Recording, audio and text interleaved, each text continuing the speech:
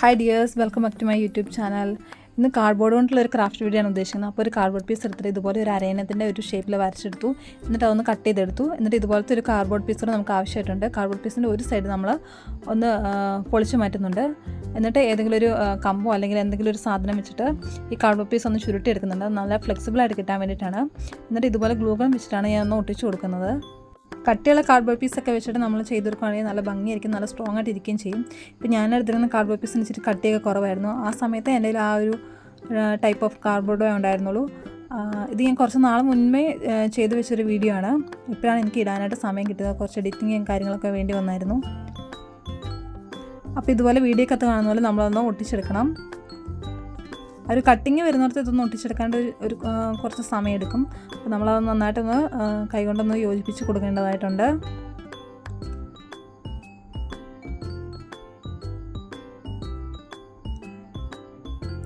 ഫെവിക്കോൾ വെച്ചൊക്കെ ഒട്ടിക്കാനായിട്ട് കുറച്ച് പാടായിരിക്കും, കാരണം ഇത് ഒട്ടിയെടുക്കാനായിട്ട് കുറച്ച് സമയം എടുക്കും. അപ്പോൾ ഒന്നെങ്കിൽ നിങ്ങൾ ഉണ്ടാക്കാൻ ഉദ്ദേശിക്കുന്ന ഫെവി ബോണ്ട് എന്തെങ്കിലും യൂസ് ചെയ്ത് ഉണ്ടാക്കിയാൽ മതി. അപ്പോൾ അതുപോലെ തന്നെ ഒരു സൈഡ് ഒട്ടിച്ചെടുത്തു, അങ്ങനെ മറു സൈഡും കൂടെ ഒട്ടിച്ചെടുത്തിട്ടുണ്ട്. ഇനി ഒട്ടിച്ചെടുത്തതിൻ്റെ അടിവശത്തൊക്കെ ആയിട്ട് ഗ്ലൂ അപ്ലൈ ചെയ്യുന്നുണ്ട്, നന്നായിട്ട് സ്ട്രോങ് ആയിട്ട് ഇരിക്കാൻ വേണ്ടിയിട്ട്. ഇത് ഞാനൊരു ചെറിയ പീസും കൂടെ വെച്ചിട്ടൊന്ന് മണ്ടയിലോട്ടൊന്ന് വെച്ച് കൊടുക്കുന്നുണ്ട്. എന്നിട്ട് ബാക്കി ഉണ്ടായിരുന്ന ഭാഗം ഒന്ന് കട്ട് ചെയ്ത് മാറ്റി. ഇനിയാണെങ്കിൽ ഫെവിക്കോളും കുറച്ച് വെള്ളം കൂടെയാണ് എടുത്തിരിക്കുന്നത്. എന്നിട്ട് കുറച്ച് ടിഷ്യൂ പേപ്പർ എടുത്തിട്ട് ഉണ്ടാക്കി വെച്ചിരുന്ന അരയണത്തിൻ്റെ ഉൾഭാഗത്തും അതുപോലെ തന്നെ പുറംവശത്തും ആണെങ്കിൽ ഒട്ടിച്ചു കൊടുക്കുന്നുണ്ട്.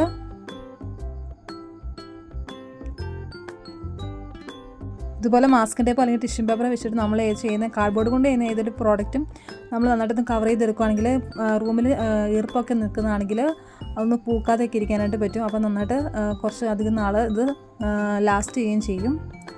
അപ്പോൾ ഞാനാണെങ്കിൽ എല്ലാ ഭാഗത്തും ആ രണ്ട് സൈഡിൽ മാത്രം ഞാൻ ടിഷ്യൂ പേപ്പർ ഒട്ടിച്ചെടുക്കുന്നില്ല, ബാക്കി എല്ലാ ഭാഗത്തും ഞാൻ ടിഷ്യൂ പേപ്പർ ഒട്ടിച്ചെടുക്കുന്നുണ്ട്.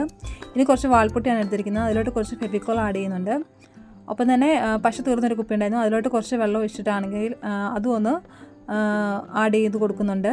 എന്നിട്ട് നന്നായിട്ടൊന്ന് മിക്സ് ചെയ്തെടുക്കുകയാണ് ചെയ്യേണ്ടത്.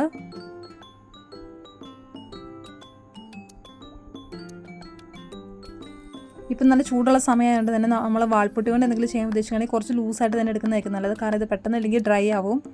അപ്പോൾ ഞാൻ ഇതുപോലെ ആദ്യം ഞാൻ ചെയ്തത് പശ തീർന്നതിന് ആ കുപ്പിയിലോട്ട് തന്നെയാണ് ഞാൻ ഒഴിച്ച് ഞാനൊന്ന് ചെയ്യാനായിട്ട് നോക്കിയത്.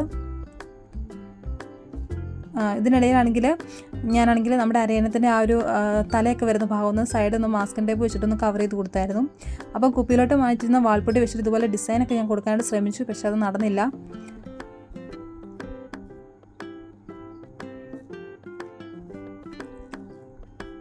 അപ്പോൾ ആ ഒരു ശ്രമം വേണ്ടെന്ന് വെച്ചിട്ട് ഞാൻ സ്പൂൺ കൊണ്ട് തന്നെ കോരി ഞാൻ വാൾപുട്ടി അപ്ലൈ ചെയ്യുകയാണ് ചെയ്തത്.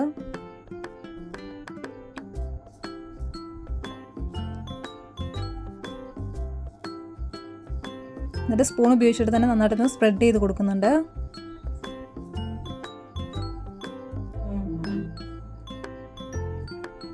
എന്നിട്ട് ബ്രഷ് കൊണ്ടൊന്ന് ഇതുപോലെ ഒന്ന് വരയൊക്കെ ഒന്ന് ഇട്ട് കൊടുക്കുന്നുണ്ട്, ഡിസൈനിന് വേണ്ടിയിട്ട്, ചിറകിനൊക്കെ ഡിസൈനിന് വേണ്ടിയിട്ടൊന്ന് വരയൊക്കെ ഒന്ന് ഇട്ട് കൊടുത്തു.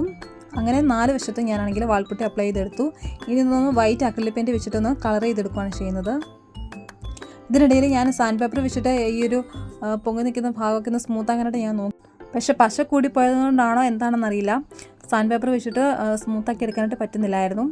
ഇതിന് മുന്നേ ചെയ്ത ഫ്ലവർ വേസ് നന്നായിട്ട് നമുക്ക് സാൻഡ് പേപ്പർ വെച്ചിട്ട് സ്മൂത്ത് ആക്കാനായിട്ട് പറ്റിയിരുന്നു. അപ്പോൾ ഇതെന്തോ പറ്റിയില്ല. അതുകൊണ്ട് തന്നെ എൻ്റെ ഒരു ഫൈനൽ ഔട്ട് എന്ന് പറയുന്നത് കുറച്ചൊരു ഭംഗി കുറവായിട്ട് വന്നിട്ടുണ്ട്. അപ്പോൾ ഏതായാലും ഇത്രയും ചെയ്ത സ്ഥിതിക്കുന്നതായാലും ഞാൻ പെയിൻറ്റൊക്കെ അടിച്ചൊന്ന് ശരിയാക്കി എടുക്കാനായിട്ട് നോക്കുന്നുണ്ട്. അപ്പോൾ ഞാൻ വൈറ്റ് അക്രിലിക് പെയിൻറ്റ് വെച്ചിട്ട് ഞാൻ ഫുള്ളായിട്ടൊന്ന് പെയിൻറ്റ് ചെയ്തെടുക്കാൻ നോക്കുകയാണ്. അപ്പോൾ ആണെങ്കിൽ ഞാൻ വാൾപുട്ടി അപ്ലൈ ചെയ്ത സമയത്ത് അതൊന്ന് ഡ്രൈ ആവുന്ന സമയത്ത് ഞാൻ പെയിൻറ്റ് ബ്രഷിൻ്റെ ഒരു അടിഭാഗം വെച്ചിട്ടാണെങ്കിൽ ഞാനാണെങ്കിൽ കണ്ണിൻ്റെ അവിടെ ഒരു ഷേപ്പൊക്കെ ഇട്ട് കൊടുത്തിട്ടുണ്ടായിരുന്നു. അപ്പോൾ പെയിൻറ്റ് അടിച്ചിട്ട് ഇതുപോലെ ഒന്ന് ഡ്രൈ ആക്കി എടുത്തിട്ടുണ്ട്. ഇനി കണ്ണിൻ്റെ ആ ഒരു ഭാഗത്തായിട്ട് ബ്ലാക്ക് കളർ അക്രിലിക് പെയിൻറ്റ് വെച്ചിട്ടൊന്ന് ഡിസൈൻ ചെയ്ത് കൊടുക്കുന്നുണ്ട്.